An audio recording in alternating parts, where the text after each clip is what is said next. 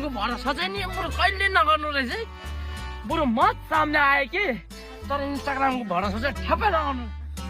होइन अन्त कहाँ गयो लौ एक्लै गर्नुहुँदै ओ भक्ति कहाँ गएको तँ? कहाँ गएको र उहीँ पर अरे होइन मेरो अलिकति आँखाले नदेख्ने भएको छ कि तिमीहरूले एउटा कुरा पनि भन्नुपर्ने छ। एकछिनमै पर्खे हेर भाइ, जिन्दगीमा चाहिँ नि के जिन्दगीमा चाहिँ के दुईटा कुरा याद राख्नु।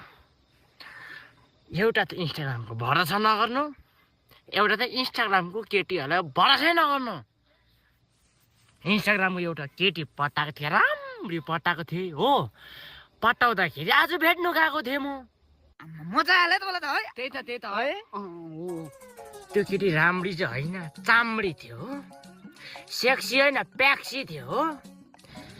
त्यो केटी फेरि अब कहिले त्यो उसलाई ब्युटी पार्लरमा लाने लायकको नि, अब ब्युटी पार्लरमा लगेर पनि नहुने उसलाई। त्यति साह्रो त्यो कस्तो थियो होला, दाँत छ नि दाँत, दाँत माने तित माने जेसिबीको पछाडि खन्ने हुन्छ नि त्यस्तै थियो। फिगर त झन् आम्मा, फिगर त दामी थियो होला साँच्ची नै है। त्यही त म पनि सोध्न आँटेको थिएँ। आम्मा फिगरको कुरा गरेको। फिगर चाहिँ कस्तो थियो भन्दा चाहिँ उहिलेको स्कुटर हुन्थ्यो नि त्यो, टेक्नाली स्कुटर, त्यस्तै थियो फिगर। अनुहार त झन् उहिलेको ट्र्याक्टर कमान्डर जस्तो नि, अब